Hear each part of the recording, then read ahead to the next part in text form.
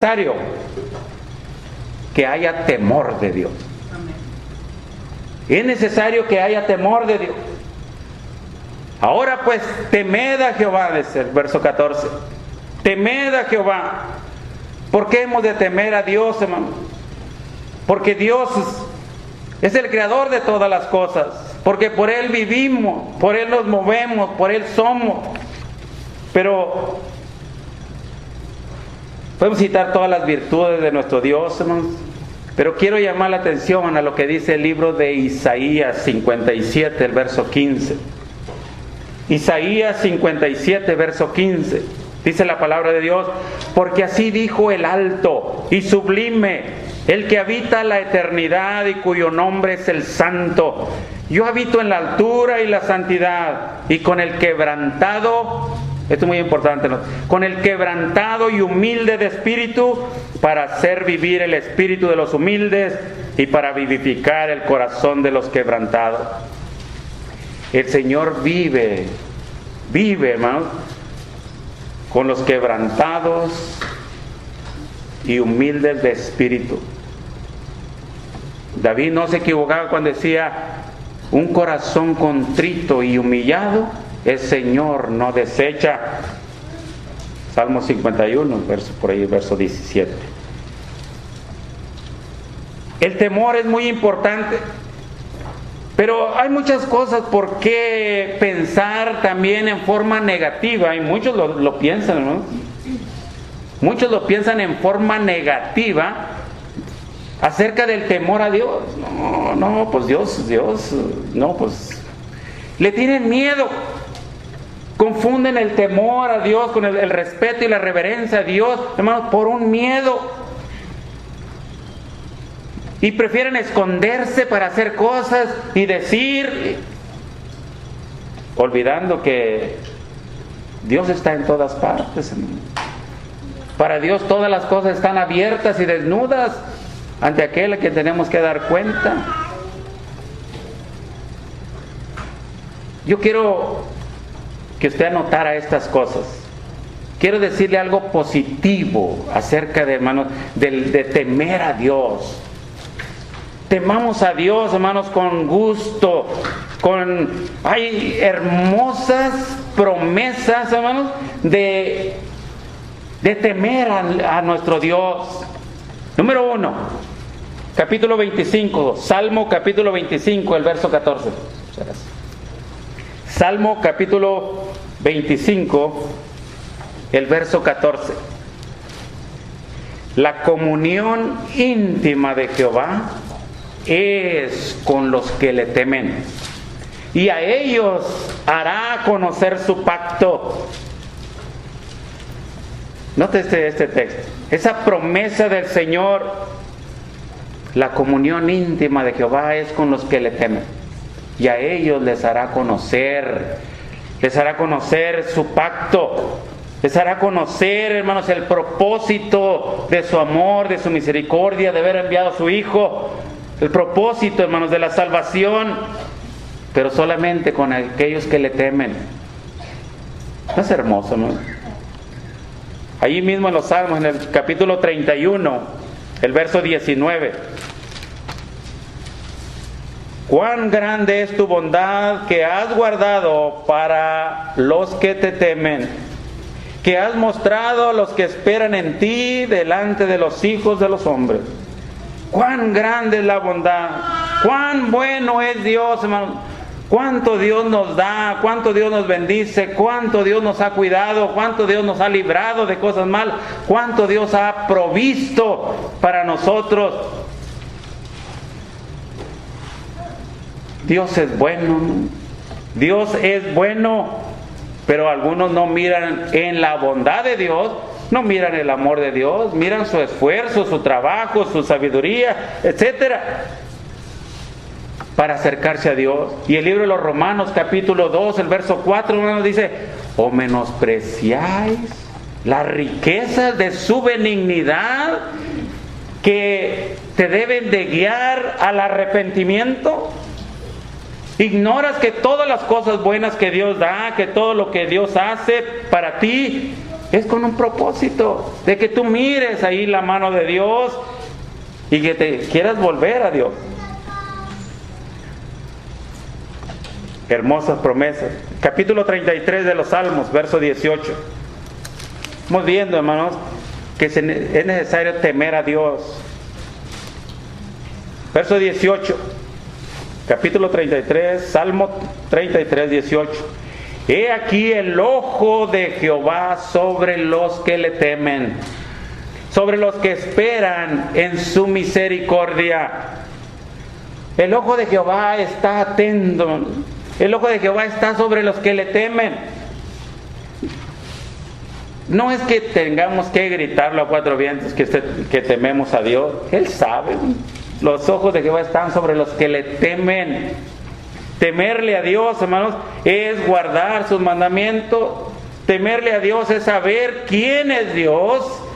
Temer a Dios, hermanos, es darnos cuenta de lo que Dios ha hecho por nosotros y de lo que nosotros también estamos dispuestos a hacer por Él. Yo y mi casa serviremos a Jehová. Hay temor en mi casa, hermano. Hay temor. Se lee la palabra de Dios, se ora, se canta, se alista, nos alistamos para irnos a adorarle en la comunión con los hermanos. En el libro de los Salmos, en el 115, Salmo 115, nota el verso 11. Los que teméis a Jehová, confiad en Jehová. Él es vuestra ayuda y vuestro escudo. No se canse, no se canse, no se canse de esperar en Dios. Dios está atento. Dios, hermanos, está haciendo ver para otros en uno, en usted, hermanos, su poder, su amor, su misericordia. Los que teméis a Jehová, confiad en Jehová. Él es vuestra ayuda y vuestro escudo. El verso 13, hermano, ahí mismo. Bendecirá a los que temen a Jehová, a pequeños y a grandes. ¿A quiénes, hermanos? A los que temen a Jehová. A los que temen a Jehová. Y el principio de la sabiduría, hermanos, es el temor a Jehová. El principio de la sabiduría. Pedro se asombró en casa de Cornelio cuando lo miró reunido con toda su casa y dijo: ahora entiendo que Dios no hace acepción de personas, sino que se agrada de todo el que le teme. Fíjense, y obra justicia. El sabio Salomón dijo: el fin de todo el discurso oído es este: teme a Dios y guarda sus mandamientos, porque esto es el todo del hombre. ¿Es muy difícil de entender? No, no es difícil. Nosotros somos los que lo hacemos difícil. Pues como cabezas de familia hemos de tener temor a Dios. Y ya lo vimos de forma positiva. Porque teniendo temor a Dios, Dios quiere que nosotros obremos para con nuestra familia como profetas. Como profetas para enseñarlos en la palabra de Dios, para hablarles de la palabra de Dios. Como sacerdotes para orar por ellos y orar con ellos también. También como reyes, para gobernar, para dirigir, para proveerles a ellos. Porque si alguno no provee para los suyos, es peor que un incrédulo, ha negado la fe. Hermano, 1 Timoteo capítulo 5, verso 8. Si alguno no provee, ya está hablando de las cosas físicas, materiales, hermano. Si alguno no provee para lo suyo, es peor que un incrédulo. Pues cuánto más, hermano, si no provee de lo espiritual para los suyos. Note qué tan importante es esto. Dios nos los ha dado a los hijos. Herencia de Jehová son los hijos, hermanos. Salmo 127. Herencia de Jehová son los hijos. Pero también dice entonces, hermanos, si Jehová no edificare la casa, en vano trabajan los que la edifican. Por demás, dice el verso 2, por demás es que madruguéis mucho y vayáis tarde a reposar. Es por demás. Si Jehová no edifica la casa, en vano trabajan los que la edifican. Una familia, hermanos, con Dios es una familia piadosa. Es una familia temerosa. Es una familia santa. Una familia sin Dios es una familia impía. Una familia que no obra la piedad. Una familia que no teme a Dios. Esto es importante, hermano. Pero todo tiene que ver con el cabeza de familia. Hay ejemplos en la Biblia, hermanos. Hay ejemplos en la Biblia. Aquí está Josué. La Biblia no dice nada de la familia de Josué. Pero por lo que él está diciendo, ¿no? Josué era un hombre muy ocupado, de mucha responsabilidad, de mucho trabajo. Y sin embargo, él tenía tiempo para su familia. Para guiarlos a servir a Dios. ¿Usted recuerda aquel centurión llamado Cornelio? Pues dice que él, hermanos, encargado de aquella compañía llamada La Italiana, hombre de mucho trabajo, de mucha responsabilidad, dice, hombre piadoso y temeroso con toda su casa. Pero ¿cómo le hizo para inculcarles el temor? Para inculcarles la piedad. Dice que era hombre que hacía muchos bienes, limosnas al pueblo, etcétera. ¿Cómo le hacía para darse tiempo? Digo, porque esa es la excusa que a veces se tienen, ¿verdad?, los jefes de familia. Hermano, están trabajando, hermano, puro trabajo, hermano, y más trabajo, y trabajo, y trabajo, para darles, para tener, para hacer, trabajo, trabajo y trabajo. ¿Y quién los va a guiar a Dios? ¿Quién les va a enseñar las cosas de Dios?